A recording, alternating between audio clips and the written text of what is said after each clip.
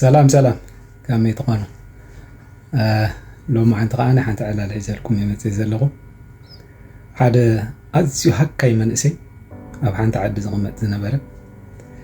حدا وانا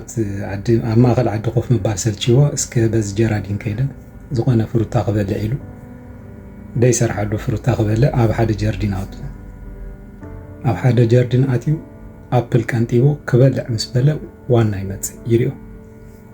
وانا متيو يحد كابت جردين نبرة قاقب حد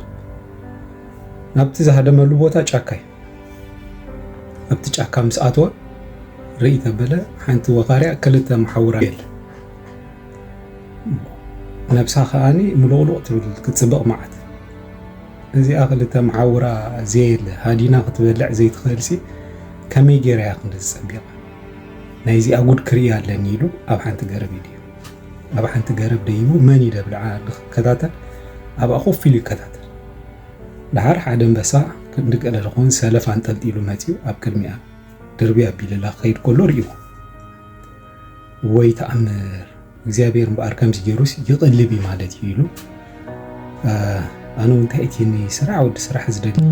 ማእከል ከተማ ኸይደ ኮፊ ለደ ይበልዕ ኢሉ ብዙሕ ሰብ ኣብ ተተቃዓዱ ዝነበረት ከተማ ኣትዩ ብዙሕ ሰብ ዝሓልፈሉ መንገዲ ሪኡ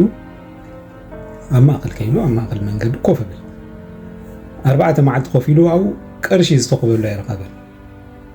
ድሓር ግን ሓደ ዓብ ሰብኣይ ፊት ንፊቱ ዝነበሩ ኮፍ ኢሎም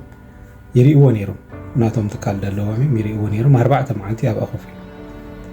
ከይዶም ፀዊዖም ንዓስ ከዝወደይ ኣርባዕተ መዓልቲ ጌርካ ኣብዚ ስኻስ መንእሰይ ኢኻ ሰሪሕኻ ደ ትበልዕ ኢሎም ኣቦ ኣነ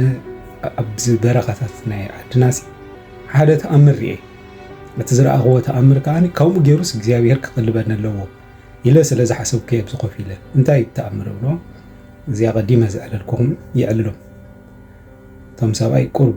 ሕስብ ኣቢሎም እዚ ወደይ ኢሎም እቲ ዝረኣኻዮ ሓቂ እዩ ተኣምር እዩ ግን ናትካ ውሳኔን ምርጫን ጌጋ እዩ ትኽክል ኣይኮነን ምክንያቱ እግዚኣብሔር ንዓኻ ክፈጥረካ እንከሉ ከምቲ ኣንበሳ ሰባት ክትርድእ ክትሕግዝ ክትናቢ ዳ እምበር ንስኻ ኮፍ ኢልካ ክትናበ ክትርዳእ ኣይኮነን ንስኻ ዝመረፅካሉ ምርጫ ይጌጋ